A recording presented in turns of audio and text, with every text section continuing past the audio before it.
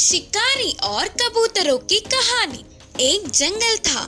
उस जंगल में एक शिकारी कुछ दाने जमीन पर गिरा के उस पे बिना दिखे एक जाल बिछाया और वही दूर छुपकर देख रहा था कि कोई तो पक्षी या जानवर फंसेगा ही ना। उसी समय में एक कबूतरों का झुंड जंगल में खाना ढूंढते हुए घूम रहे थे।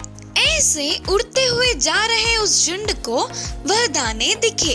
उन दानों को देख के खाने की इच्छा से नीचे उतरने की कोशिश कर रहे थे। उनके नायक ने कहा, दोस्तों रुको, जल्दबाजी मत करो। यह भोजन मिलने की जगह नहीं है, लेकिन फिर भी यहाँ भोजन है, इसका मतलब है कि ये किसी की चाल है। इसीलिए थोड़ा सोचकर फिर उसका निर्णय करेंगे करके उनका नायक बोल ही रहा था, तभी सारे कबूतर नीचे उतरकर भोजन खाने लगे।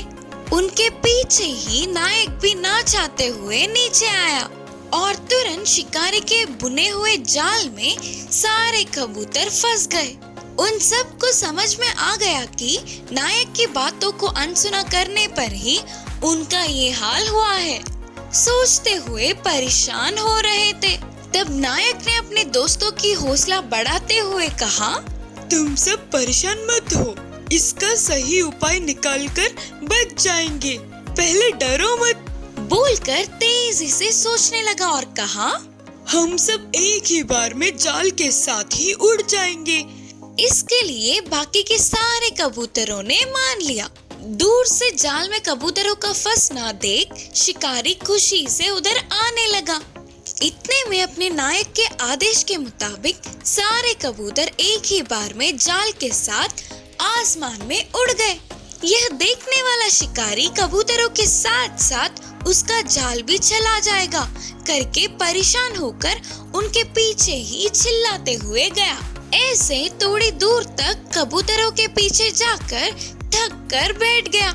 सारे कबूतर और उनका नायक उड़ते हुए आकर अपने दोस्त चूहे के जाल के आगे रुके। तुरंत नायक ने कहा, दोस्त, हम सब एक जाल में फंसकर जान की खतरे में हैं।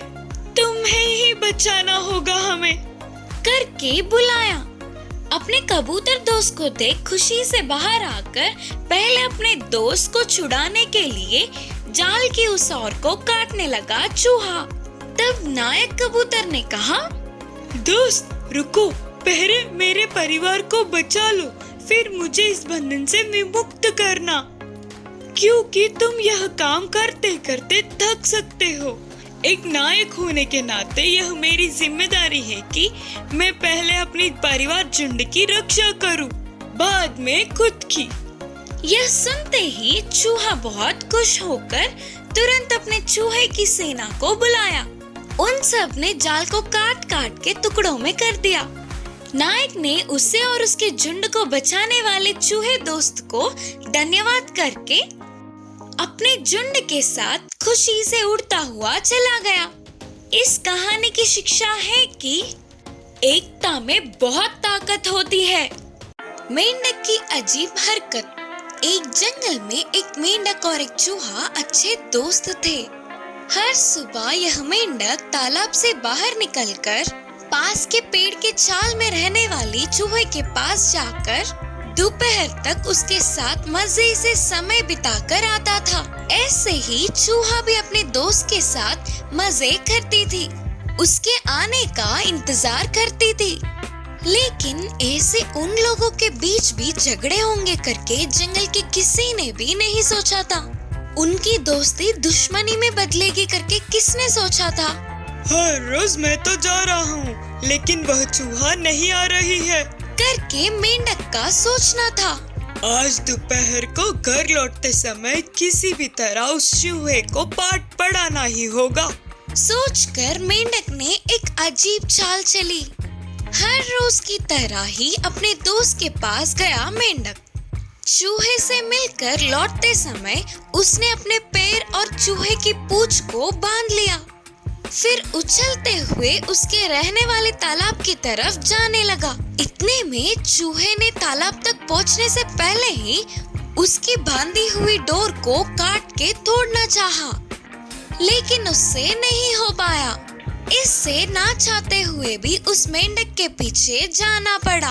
अब ना कुछ कर पाते हुए डर के चूहा चिल्लाने लगी, बचाओ बचाओ, कोई बचाओ। चूहे को ऐसे डरते देख मेंढक हंसने लगा। मेंढक के पानी में कूदते ही चूहा उसके पीठ पर चढ़ के बैठ गई। ऐसे कुछ दूर पानी में जाते ही चूहे के भार को मेंढक नहीं उठा पाया।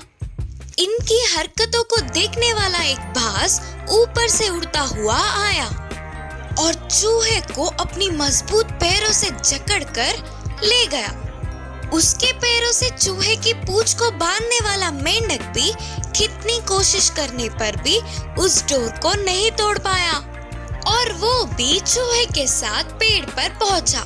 मेंढक के इस अजीब हरकत के कारण चूहा भी बाज का भोजन बन गई। इस कहानी की शिक्षा है कि कभी कभी ऐसे अपनी अजीब हरकतें ही हमारे मुसीबतों का कारण बनते हैं। लोमड़ी के सपने। एक शेर जंगल का राजा बना। राजा के बाजू में मंत्री तो होगा ना, इसीलिए शेर उसके मंत्री को चुनने में लग गया और ये बात लोमड़ी को पता चली। किसी भी तरह वह उस मंत्री के पद को पाना चाहती थी। एक दिन लोमड़ी ध्यान बूझकर शेर की गुफा की तरफ गई। हिम्मत जुटाकर गुफा के अंदर गई। महाराज जी को मेरा प्रणाम बोलते हुए अपनी होशियारी का प्रदर्शन दिया। लोमड़ी के अति प्रदर्शन से शेर प्रभावित हुआ। कैसे आना हुआ? इस जंगल का नया राजा बनने के लिए आपको बधाई देने आया हूँ महाराज। यह बात सुनकर शेर को बहुत खुशी हुई। शेर ने बधाई देने के लिए लोमड़ी का धन्यवाद किया। उस दिन से लोमड़ी हवा में उड़ने लगा।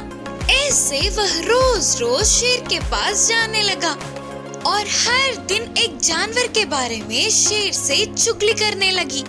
एक दिन लोमड़ी बोली, आपसे लंबे होने पर उस हाथी को बड़ा घमंड है महाराज जी।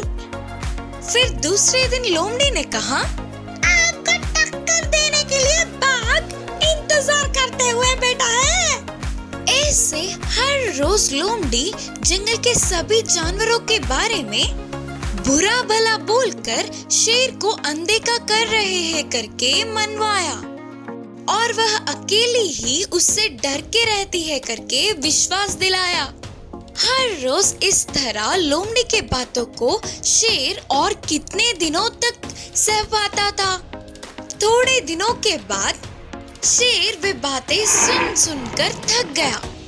एक बार जंगल में शेर अकेला घूम रहा था।